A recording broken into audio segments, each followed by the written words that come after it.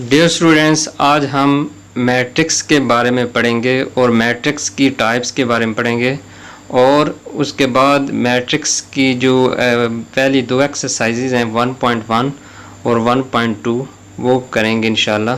तो सबसे पहले हम मैट्रिक्स की डेफिनेशन पढ़ते हैं। मैट्रिक्स क्या होता है? मैट्रिक्स दरअसल एक नंबर्स की ख़ास अरेंजमेंट होती है जिनको रेक्टेंगुलर फॉर्म में लिखा जाता है। रेक्टेंगुलर फॉर्म यानी कि मुस्ततिली शक्ल में लिखा जाता है। तो यहाँ पे इसकी डेफिनेशन लिखी हुई है, आपके सामने है। मैट्रिक्स क्या होता है? अ रेक्टेंगुलर रे और formation of collection of real numbers से 0 2 0 1 2 3 4 एंड 7 सच एज। अगर इनको इस तरह लिखेंगे, ये तरतीब जो आपके सामने मैंने सर्कल की है, इस तरह यानी कि लिखेंगे और उनको ब्रैकेट में बंद कर देंगे, बड़ी ब्रैकेट में। Enclose by brackets is said to form a matrix. तो ये एक मैट्रिक्स बन जाता है इस शक्ल का। तो ये मैट्रिक्स कहलाता है, उर्दू में इसे कॉलम कहते हैं। तो मैट्रिक्स में दो तरह की एंट्रीज होती हैं, एक होते हैं रोज़ और दूसरे कॉलम होते हैं। तो रोज़ और कॉलम को समझने के लिए हम ये देखते हैं कि ये देखें कि ये रोज़ और कॉलम है। इसमें देखें कि जो हॉरिजॉन्टल लाइंस होती हैं, जो एंट्रीज होती हैं, उनको रोज़ कहते हैं। ये देखें, ये जो 1 2 0 है ये पहली रो है, 3 5 4 ये सेकंड रो है, ये आपको नज़र आ रही होगी ये वाला। इसी तरह जो 2 1 और -1 ये जो है ना थर्ड रो है। ये तीन रो हैं एक जो मैट्रिक्स है। और इसी तरह नीचे बी मैट्रिक्स है। बी मैट्रिक्स का अगर आप देखें तो ये ऊपर से नीचे जो हैं ये कॉलम कहलाते हैं। अब कॉलम 1 में जो एंट्रीज हैं वो 2 0 3 हैं, कॉलम 2 में 3 1 2 हैं और कॉलम 3 में जो है वो 5 -1 और 1 है। तो ये कॉलम में कहलाते हैं। तो कॉलम में जो मैट्रिक्स होता है बेसिकली रोज़ और कॉलम पर मुश्तमिल होता है। नेक्स्ट हम इसकी जो एक और आम चीज़ पढ़ेंगे वो है ऑर्डर ऑफ मैट्रिक्स। ऑर्डर क्या होता है? तो ऑर्डर ऑफ मैट्रिक्स दरअसल ये हमें बताता है कि एक मैट्रिक्स में कितनी रोज़ और कितने कॉलम होते हैं। The number of rows and column in matrix specify its order. For example ये एम का जो हमारे पास मैट्रिक्स है, इसकी जो है ना वो आप देखें कि हॉरिजॉन्टल जो फॉर्म में जो 2 रोज़ बनती हैं इस तरह, और ये 2 रोज़ हैं, और ऊपर से नीचे अगर हम देखें तो ये 3 कॉलम बनते हैं। तो इसका फिर ऑर्डर ये होगा 2/3 होगा। इसी तरह ये नेक्स्ट हमारे पास एन मैट्रिक्स है। एन मैट्रिक्स में देखें कि 3 रोज़ हैं और 3 कॉलम है। तो इसका हम ऑर्डर यूँ लिखेंगे 3/3। तो ये नीचे पी मैट्रिक्स है, इसकी एक ही रो है, देखें एक ही रो है, और कॉलम जो है ऊपर से नीचे 3 कॉलम बनते हैं। एक ये 3, एक 2 और 5 ये 3 कॉलम बनते हैं। तो इसका ऑर्डर हम फिर ये लिखेंगे 1/3 का। तो ये ऑर्डर ऑफ मैट्रिक्स है। नेक्स्ट हम देखेंगे कि ये इक्वल मैट्रिक्स क्या होते हैं। इक्वल मैट्रिक्स दरअसल वो मैट्रिक्स होते हैं जिनका ऑर्डर भी सेम होता है और साथ उनके अंदर जो नंबर्स होते हैं वो भी सेम होते हैं, तो इक्वल मैट्रिक्स कहलाते हैं। तो इसके लिए ये 2 कंडीशन होती हैं। इसकी डेफिनेशन पढ़ते हैं। Let A and B 2 matrices then A said to B equal to B and denoted by A equal to B if and only if the order of A is equal to the order of B, and the second condition is their corresponding entries are equal। उनकी corresponding मतलब उनके जो number हैं वो भी equal होने चाहिए, तरतीब भी एक जैसी होनी चाहिए और उनका ऑर्डर भी सेम होना चाहिए। ठीक है, तो इसकी एग्जांपल हम देखते हैं। तो एग्जांपल ये है, ये फॉर एग्जांपल ये हमारे पास A और B है। ये आप देखें कि ए मैट्रिक्स है, इसकी जो एंट्रीज है 1 3 -4 और 2 है, जबकि बी जो है ना 1 लिखा हुआ है, साथ जो दूसरी साइड पे लिखा हुआ है 2 + 1। ये जो 2 + 1 है ये अगर आप प्लस करेंगे तो 3 बनेगा, और नीचे 4 - 2 ये आप इसको सॉल्व करेंगे तो 2 बनेगा। तो ये दोनों जो मैट्रिक्स हैं ए और बी ये दोनों सेम हैं और इनकी एंट्रीज भी इक्वल बनेंगी और इनका ऑर्डर भी सेम होगा। तो ये मैट्रिक्स ए और बी क्या होगा, वो इक्वल होगा। ठीक है, तो हम कह सकते हैं कि इनका ऑर्डर भी सेम है और एंट्रीज भी सेम है, इसलिए ए इक्वल टू बी है। इसी तरह नीचे एल और एम है। इसमें देखें कि ऑर्डर इनका सेम है, यानी दोनों के एल का भी देखें और एम को भी देखें, इन दोनों के जो रोज़ और कॉलम सेम है। और एंट्रीज देखें, एक में 2 3 -1 2 है, दूसरे में 2 3 -1 और -2 है। देखें ये जो एम जो मैट्रिक्स है उसमें 2 की जगह -2 आ गया, तो इसका मतलब है कि इसका जो एक एंट्री डिफरेंट हो गई है। तो इसका मतलब है ये एल और एम जो हैं ये दोनों एक दूसरे के इक्वल नहीं होंगे, तो इसलिए हम क्या लिखेंगे नहीं, L is not equal to M. तो ऐसे मैट्रिक्स जिसका आर्डर और एंट्री सेम ना हो तो वो इक्वल नहीं होते। नेक्स्ट हम जो इसके बाद एक्सरसाइज करेंगे।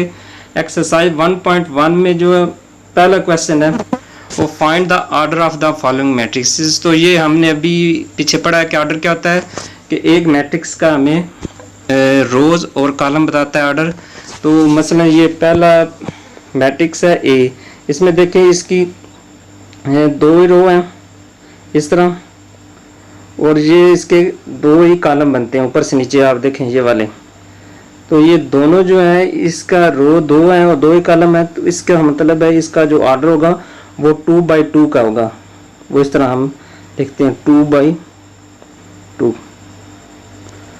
इसके बाद नेक्स्ट जो मैट्रिक्स बी है उसका भी 2/2 है। अब ये सी जो मैट्रिक्स है इसका देखें, ये एक ही रो इसकी बनती है, एक रो है लेकिन कॉलम इसके ऊपर से नीचे हम देखेंगे तो 2 बनेंगे, एक 2 और एक 4। तो इसका मतलब है ये इसका जो ऑर्डर बनेगा वो पहले हम रो लिखते हैं, रो क्या होगा वो 1 होगी, और जो इसके जो कॉलम है वो कितने हैं 2, तो ये 1/2 का जो होगा इसका ऑर्डर बनेगा। इसी तरह ये बाकी भी आप फाइंड कर सकते हैं। नेक्स्ट इसका जो सेकंड क्वेश्चन है वो ये बताना है कि which of the following matrix are equal. तो इक्वल मैट्रिक्स का मैंने बताया कि वो मैट्रिक्स इक्वल होते हैं जिनका ऑर्डर भी सेम हो। ऑर्डर को उर्दू में वैसे मर्तबा कहते हैं, तो जिनका ऑर्डर भी सेम हो और साथ उनकी एंट्रीज भी सेम हो। अब ये मैट्रिक्स ए देखें अगर, तो मैट्रिक्स ए में देखें इसमें सिर्फ 3 दिया गया है, तो कौन सा है, अब साथ जो मैट्रिक्स हैं उनका जो नंबर जो है वो 3 के इक्वल है। तो ये सी देखें, सी में लिखा हुआ है 5 - 2, तो 5 - 2 दरअसल 3 बनता है, तो इसका मतलब है मैट्रिक्स ए सी के इक्वल है। इसी तरह अब मैट्रिक्स बी जो देखें 3 5 है, इसकी 2 एंट्रीज हैं, तो कौन सा मैट्रिक है जिसमें 3 5 बनता है, तो ये आई मैट्रिक्स है।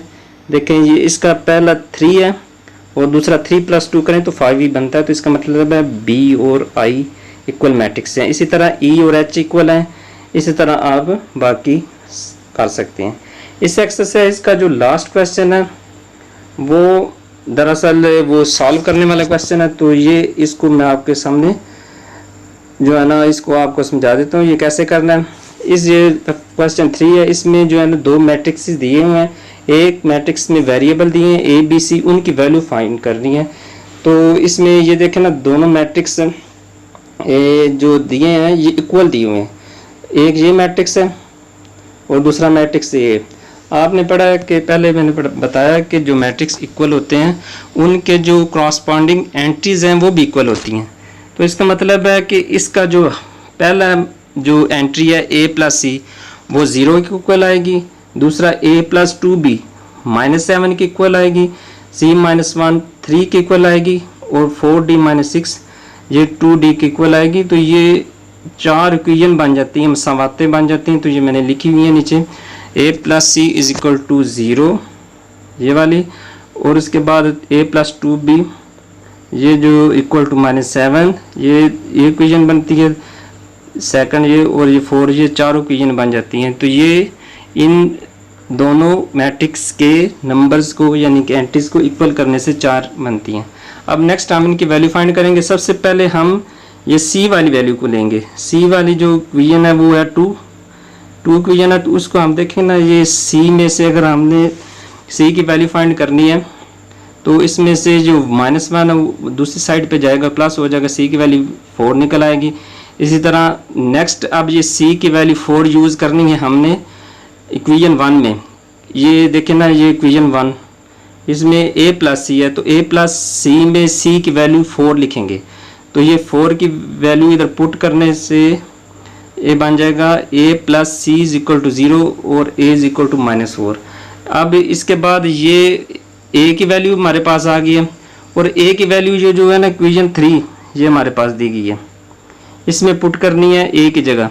तो ए की जगह पुट करने से ये हमारे पास ए की जगह हम -4 लगाएंगे और +2b और -7 ये हमारे पास आ जाएगा। यहाँ से हमने b की वैल्यू फाइंड करनी है तो -4 दूसरी साइड पे जाएगा, +4 हो जाएगा और उसको सॉल्व करेंगे तो b की वैल्यू -3/2 आ जाएगी।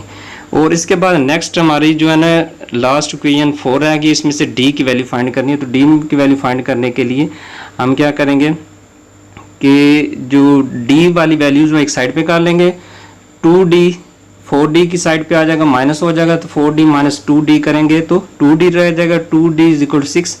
और उसके बाद हम इसमें क्या करेंगे 2 डिवाइड करेंगे 6 से तो वो 3 आंसर आ जाएगा। यूँ हमारे पास a b c और d की चारों वैल्यूज़ आ जाएंगी और ये हमने इसको फाइंड कर लिया है।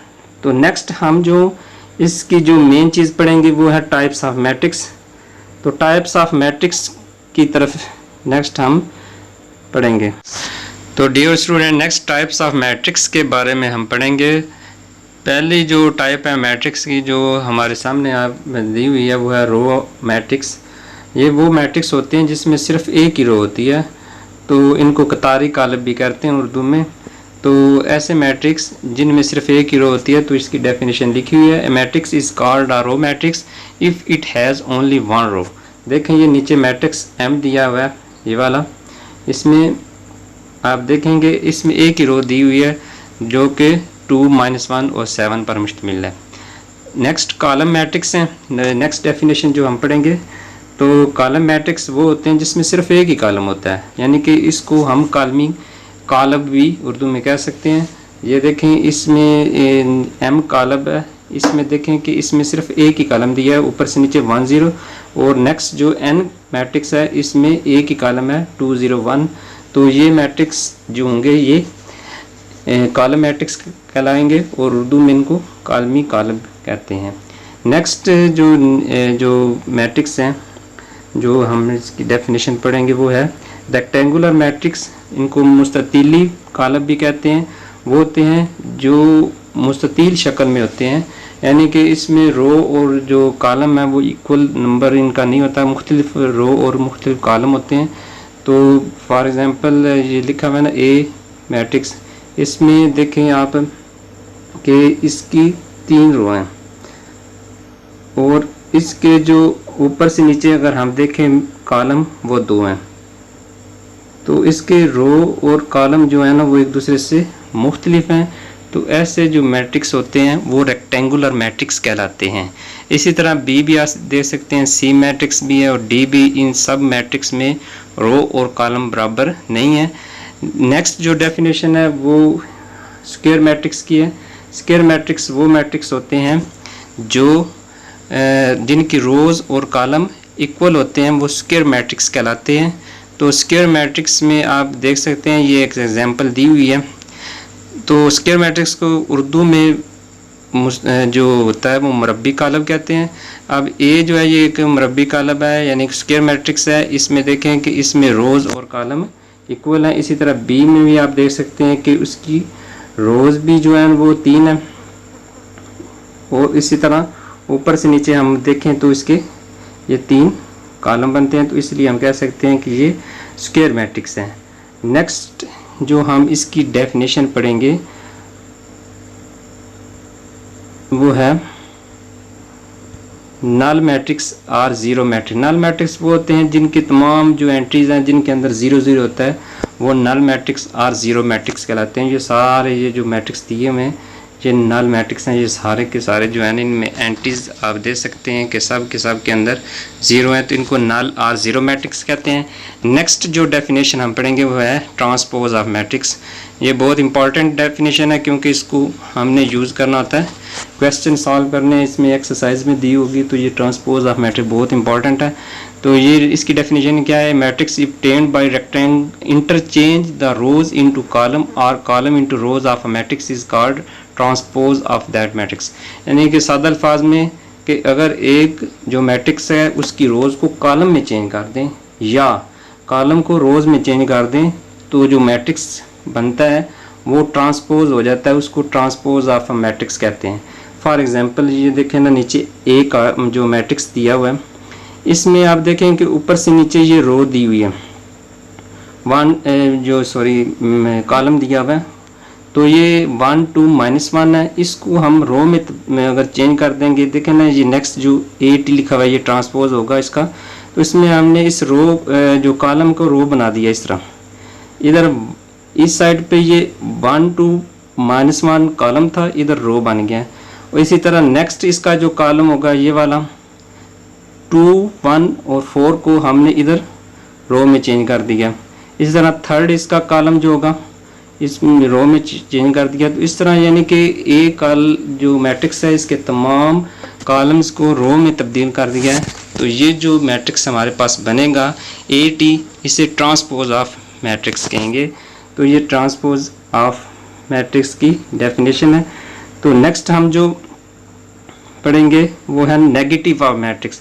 इस मनफी कॉलम कहलाता है। इस सादा यही है, इसकी डेफिनेशन है कि वो मैट्रिक्स अगर यानी कि हर एक जो एंट्रीज है उसकी हम साइन चेंज कर दें, जो मैट्रिक्स के अंदर होते हैं उसके साइन चेंज करने से जो मैट्रिक्स हासिल होता है वो नेगेटिव मैट्रिक्स कहलाता है। ये ए मैट्रिक्स है, आप देखें कि इसके जो साइन चेंज करने से एक नया मैट्रिक्स हासिल होता है। न उसका 1 है तो इधर -1 हो गया, इधर -2 है तो इधर +2 हो गया। इसी तरह 3 और 4 के भी साइन चेंज किए हैं तो ये मैट्रिक्स नया जो मैट्रिक्स हासिल होता है ये नेगेटिव ऑफ मैट्रिक्स कहलाता है। नेक्स्ट सिमेट्रिक मैट्रिक है। जो सिमेट्रिक मैट्रिक्स वो मैट्रिक्स होते हैं जिनमें अगर किसी मैट्रिक्स के रोज़ को कॉलम में चेंज करने से उसमें कोई तब्दीली ना आए तो वो सिमेट्रिक मैट्रिक्स कहलाता है। ये इसकी डेफिनेशन है। इसको हम मुख्तसरन यूँ भी लिख सकते हैं कि AT = A, मतलब कि अगर किसी मैट्रिक्स A का हम ट्रांसपोज लेते हैं तो वो = A ही आ जाए, उसमें कोई फ़र्क ना पड़े, तो वो सिमेट्रिक मैट्रिक कहलाता है। नेक्स्ट हम इसकी जो डेफिनेशन पढ़ेंगे तो इन्होंने एक एग्जांपल भी दी हुई है M मैट्रिक्स की। ये M है, ये स्क्वायर मैट्रिक्स है। अगर इसका ट्रांसपोज लें तो आप देखेंगे कि इसमें कोई तब्दीली नहीं आएगी, उसी तरह यानी कि जो मैट्रिक्स M है उसी तरह ये होगा, तो इसको सिमेट्रिक मैट्रिक्स कहेंगे। स्क्यू सिमेट्रिक मैट्रिक्स वो होते हैं जिनकी अगर हम ट्रांसपोज लें यानी कि रोज़ को कॉलम में या कॉलम को रो में चेंज करें तो साथ -1 आ जाए तो वो स्क्यू सिमेट्रिक मैट्रिक्स कहलाते हैं। इसको हम यूँ लिख सकते हैं शॉर्ट फॉर्म में कि अगर किसी मैट्रिक्स A का ट्रांसपोज लें AT वो =-A आ जाए, उसके साथ माइनस आ जाए, तो ऐसे मैट्रिक्स जो होते हैं वो स्क्यू सिमेट्रिक मैट्रिक कहलाते हैं। तो नेक्स्ट डायगोनल मैट्रिक्स के बारे में हम पढ़ते हैं। डायगोनल मैट्रिक्स की डेफिनेशन पढ़ते हैं। Square matrix A is called diagonal matrix if at least any one of the entry of the diagonal is not 0। Diagonal matrix को उर्दू में बतरी कॉलम कहते हैं। ये ऐसे जो मैट्रिक्स होते हैं जिनके जो वतर दरअसल ये दरमियान वाली जो एंट्रीज होती हैं ना, जो ये मैं आपको बता देता हूँ, इस तरह जो होते हैं ये नंबर जो होते हैं ना, इनको मैट्रिक्स का डायगोनल कहते हैं। अगर इनके अलावा बाकी एंट्री ऊपर और नीचे 0 हों और ये जो डायगोनल में जो एंट्रीज हैं वो नॉन 0 हों तो ऐसा मैट्रिक्स डायगोनल मैट्रिक्स कहलाता है। तो ये ABC तमाम जो हैं ये डायगोनल मैट्रिक्स हैं। तो नेक्स्ट हम इसकी एक और डेफिनेशन है स्केलर मैट्रिक्स भी डायगोनल मैट्रिक्स की एक किस्म है और इसमें जो है ना वो एंट्रीज जो होती हैं ना वो डायगोनल में सेम होती हैं, लेकिन डायगोनल जो मैट्रिक्स है उसमें डिफरेंट हो सकती हैं, लेकिन जो स्केलर मैट्रिक्स होता है उसमें जो एंट्रीज हैं वो सेम होती हैं। इसकी डेफिनेशन हम ये पढ़ते हैं। ये देखें, इसकी एग्जांपल है कि ये अगर आप देखें कि ये जो इसके डायगोनल देखें, डायगोनल में सेम नंबर आ जाए तो ये स्केलर मैट्रिक्स बनता है। आइडेंटिटी मैट्रिक्स नेक्स्ट है। इसको हम उर्दू में वादानी कालब भी कहते हैं। वादानी कालब वो होता है जिसके डायगोनल में सिर्फ 1 आए। ये देखें ना, इसके डायगोनल में 1 आ रहा है तो ये मैट्रिक्स जो होगा ये हमें आइडेंटिटी मैट्रिक्स इसको कहेंगे। नेक्स्ट अब इसकी एक्सरसाइज आ जाती है। तो एक्सरसाइज अगर आपने डेफिनेशन अच्छी तरीके से पढ़ ली है तो एक्सरसाइज आप खुद ही कर सकते हैं, लेकिन मैं आपको इसके बारे में थोड़ा सा कुछ हिंट हर एक क्वेश्चन के बारे में बताता हूँ।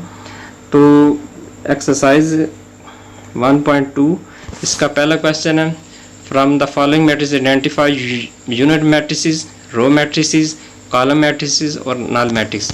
यानी कि आपने इसमें देखना है कि यूनिट मैट्रिसेस आपको बताया था कि जो आइडेंटिटी मैट्रिक्स होता है यानी कि जिसके डायगोनल में 1 आता है वो आपने बताना है, तो वो ये डी है।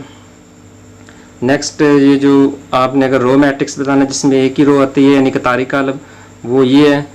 इसी तरह जो कॉलम है जिसमें कॉलम आते हैं तो ये 2 मैट्रिक्स सी और एफ हैं।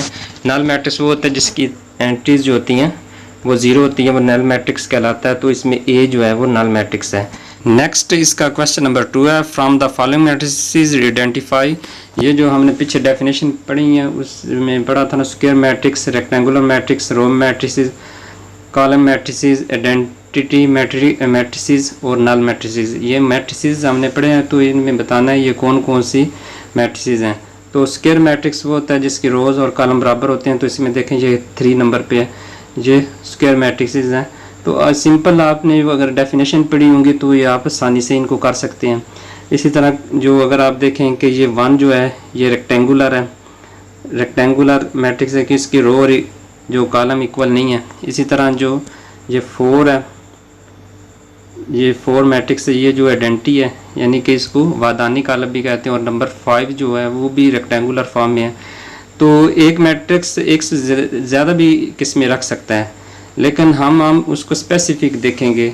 अब ये देखें ना 4 का जो मैट्रिक्स है ये स्क्वायर फॉर्म में है, लेकिन क्योंकि इसकी जो डायगोनल में 1 1 है इसलिए हम इसको आइडेंटिटी मैट्रिक्स ही कहेंगे, ठीक है। नेक्स्ट हम इसकी जो नेक्स्ट जो क्वेश्चन देखते हैं। नेक्स्ट क्वेश्चन जो है वो इसका वो 3 है।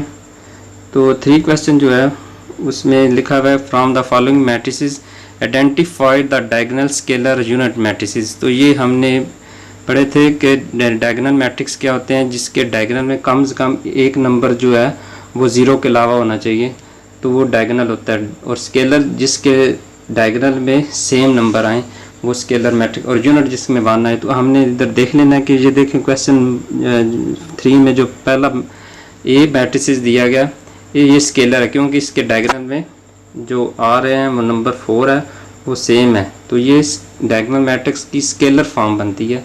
इसी तरह ये बी ये डायगोनल फॉर्म है क्योंकि ये सेम नहीं है डायगोनल में, ये 2 और -1 है डायगोनल में जो आया हुआ है। ये 2 और -1 जो होगा ये डायगोनल मैट्रिक्स लाएगा, जबकि सी जो मैट्रिक्स है वो क्या होगा, वो ये आइडेंटिटी मैट्रिक्स होगा। तो इस तरह हम इनको आसानी से बता सकते हैं। नेक्स्ट क्वेश्चन 4 है, तो आपको बताया था कि नेगेटिव मैट्रिक्स उसके बारे में। नेगेटिव मैट्रिक्स वो होते हैं जिसके साइन चेंज करने से जो मैट्रिक्स हासिल होता है नेगेटिव मैट्रिक्स। ए मैट्रिक्स है ना, इसमें 1 0 -1 दिया, आप इनके साइन चेंज कर दें तो अगर आप एक साथ जो नेगेटिव लगा के आप ये देखें ना, जो 1 है ये माइनस हो जाएगा, ये 0 का साइन चेंज नहीं होगा, और नीचे वाला 1 जो होगा उसका वो प्लस हो जाएगा साइन, तो ये जो होगा ये नेगेटिव मैट्रिक्स बन जाएगा। इसी तरह बाकी मैट्रिक्स भी आप कर सकते हैं, इनके साइन सिर्फ चेंज करने हैं। नेक्स्ट क्वेश्चन नंबर 5 है, ट्रांसपोज इसमें फाइंड करना है। तो ट्रांसपोज आपको बताया रोज़ को कॉलम में चेंज करने से ट्रांसपोज आपके पास आ जाता है। फॉर एग्जांपल ये क्वेश्चन 5 का ए पार्ट है, इसमें ए इक्वल टू 0 1 -2 दिया है। अगर इसको मैं इस तरह लिख दूं, यानी कि इसका ए की कॉलम इसको रो बना दूं, यानी कि पहले 0 उसके बाद 1 और इसके बाद -2, इस तरह हम लिखेंगे। ए इसको रो में चेंज कर देंगे तो ये इसका ट्रांसपोज हो जाएगा। इसी तरह बी मैट्रिक्स है, इस ये रो में लिखा हुआ है तो इसको हम कॉलम में लिखेंगे तो इसका ट्रांसपोज बन जाएगा। इसी तरह मैट्रिक्स सी है, सी में जो मैट्रिक्स है इसमें 3 रो दी हुई हैं, इन तीनों रो को आप कॉलम में चेंज कर देंगे तो ये आपके पास ये इसका ट्रांसपोज बन जाएगा। तो इसको फॉर एग्जांपल देखें ना, लिखा हुआ है पहली अगर इसकी रो है 1 2 तो इसको कॉलम बना दें 1 और 2। इसी तरह दूसरा 2 -1 है 2 -1 और तीसरी रो है 3 0, तो इसका भी वो कॉलम बना दें 3 0।